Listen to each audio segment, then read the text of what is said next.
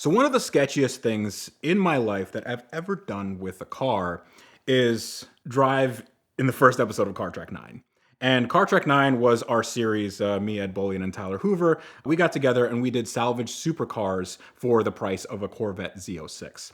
Now, I brought something that was very near and dear to my heart. It was my 2016 McLaren 675 LT. And that car is special just in its own right because they only made 500 of them. They're really, really cool. It has this amazing look. It's like carbon fiber construction, very, very fast. But I bought one that was super, super wrecked. It was hit in the front and in the back and in the sides, had carbon damage, had engine damage. And I rebuilt it, and it took about 2 years. So we turned it from this wrecked, crumpled piece of paper into this SEMA show car. And we actually did debut it at SEMA. It was very, very cool. I love driving it. I had a little bit extra power because I upgraded the turbos and gave it a little bit of a tune. So instead of the 666 horsepower, I'd probably making around 750. So during filming of Car Trek 9, we started the series at Thunder Hill. And Thunder Hill is a really fast course in California. And it's called Thunder Hill because it has, in the middle of it, a very big hill, not unlike you'd find at Laguna Seca, the corkscrew in Laguna Seca. This track was super fast, and I've never really driven this car at any sort of appreciable speed. I was very new to the car, and I was super new to the track. So what you have to do when you introduce a new car to a new track is you do a thing called a sighting lap.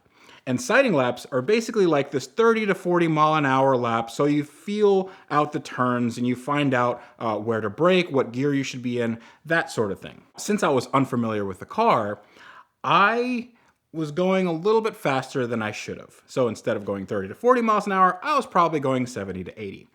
And the car was fine. I mean, the car was made for handling. I put it in track mode. We were on a track. It was doing its active aero thing. The downforce was doing its thing. I had great brakes. The car was performing flawlessly.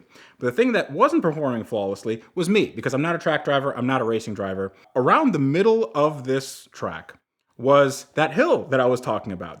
So if you're looking at this turn, I mean, just coming up the hill, you'd think that, with the banking and the look of the road, it probably goes off to the left like 30 degrees. And when I went up this hill, I thought I was doing 40 miles an hour, was not doing that, and the road disappeared. And when the road disappears, you can't really account for what's behind that road. So thankfully, there was just dirt. There wasn't a wall, there wasn't tires or anything like that. And the car sailed through what I swear it's like 50 to 75 feet, like in the air, because it actually slopes down quite a bit right after the road ends. So I'm going off the road, and then only later on, that's when you see the tire marks. What's very interesting, and maybe some foreshadowing, is that before me, Tyler and Ed went out in the Ferrari 458, and Tyler went off on the exact same turn. And one thing that they said, and I did not know this at the time, we did not bake this in, they said, let's not tell Freddie about that one turn that he is going to absolutely just eat a bowl of crap on in the next lap. I hit the ground. It wasn't a trophy truck, but it was softer than I had expected. Went onto the grass and rolled down this hill. Not rolled like that, but just went down this hill as violently as possible. I had both my feet welded to the brake pedal at this point, and I'm just holding onto this wheel for dear life and just... It was an experience that was eye-opening. It woke me up a little bit because we were filming early in the morning, so I didn't need a coffee after that. But what was interesting is that after that event, the car got back on the track, and I was convinced that I was going to be missing a bumper. The bumper was $14,000, so it's all made of carbon and all this. I thought the front end's going to be jacked up. I was surprised the airbags didn't deploy. I got out into the track and then just started to feel the car a little bit, just like if the car's making any weird noises, if there's any grinds or anything like that. And the car was fine. It seemed like I could have died on this. I mean, if I would have hit that at an angle, the car would have absolutely rolled. So the fact that the car made it no problem, that was a big deal. But when we got to the pits, I saw the actual damage, and it wasn't as bad as I thought. I mean, the underside was completely scraped up. And the intakes for the radiator in the front, they had a bunch of dead grass in it, and it, just filled with rocks, but nothing was leaking. Everything was okay. And short of me having to do a little bit of minor paint work, it was fine. But at that point, I was so shaken up. I was like, I need like 10 minutes. I gotta sit down because I just felt like I was in a crash. And what was adding insult to injury was the fact that when we did our sighting lap, it was only for us. So they didn't have any cameras out there. Save for one drone shot that was a little bit further back than you'd want, but it captured the moment of me going over this hill with 4 wheels in the air. When we premiered the episode, there was a ton of comments that says, this was CGI. I don't know what kind of budget you think we have on Car Trek. We don't have a CGI budget, that's for sure. No, we actually did do that for real. And it wasn't like a bit, it wasn't, scripted in. It was just something that happened. We actually didn't have, this is a little bit of inside baseball here, but we didn't have any cameras inside the car.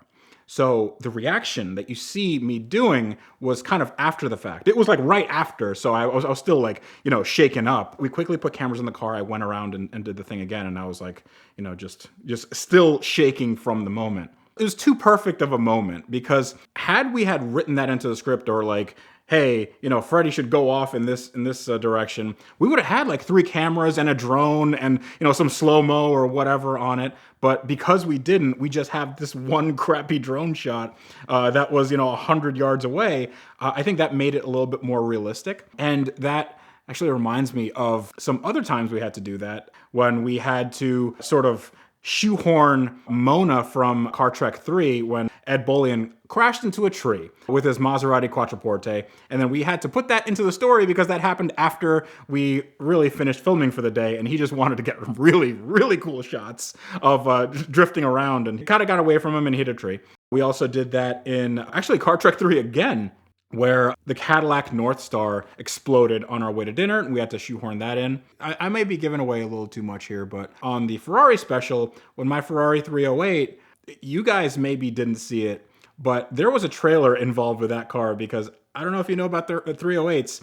They're not reliable cars, and that car didn't run all the time, and when it did run, it ran terribly. We actually had to put that into a trailer for some of the filming, just to get it where it needed to go for shots, Maybe the entire 1,000 miles? Who knows, Not me. I was in the truck. Anyway, it's really interesting when things like this happen on Car Trek because, number one, they're real, but it's just how you can put that element into a story and make it coherent because if we just said, oh yeah, this happened off camera and then, we didn't show it, I don't think that would have had the gravity that it did. But I think it went together quite well. It was very impactful. That a ton of people started talking about whether it was real or was fake or how could he do this or what the actual damage was. And we're just glad that we got to share it with everybody. And I'm just glad I'm alive. Caramel is the perfect hack for any private party vehicle transaction. They'll make your deal run faster, safer, and smoother than you ever thought possible. And Caramel works with any buying or selling platform because they step in after you've made a deal to take care of all of the paperwork for the transaction and also all the forms and paperwork that you need with any DMV in any state to get your car registered and titled. They protect both buyer and seller by safely verifying identities, and they connect to both bank accounts so that you don't have to worry about wire transfers, certifying checks, and all the other risks that usually go with a private party transaction. And for a limited time, Caramel is free to both buyers and sellers. Of course, you can add things like shipping and protection packages and things like that, but all of that is optional. So check them out now at drivecaramel.com or at the link in the description below.